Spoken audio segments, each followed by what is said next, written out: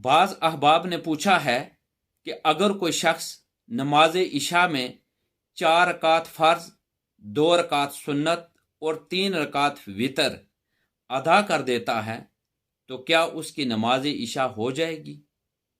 तो देखिए, सुन्नत गैर मुअक्कदा और नवाफल पढ़ना ये बाइस अजर व सवाब है, और अगर कोई शख्स सुन्नत गैर मुअक्कदा और नवाफल को अदा नहीं करता तो वो गुनहगार नहीं होगा। लिहाजा अगर कोई शख्स नमाज इशा में 4 रकात फ़र्ज, 2 रकात सुन्नत और 3 रकात वितर को अदा कर देता है तो उसकी नमाज इशा हो जाएगी।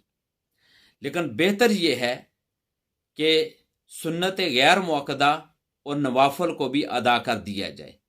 अल्लाह तबारक व तआला अमल की तौफीक अता फरमाए।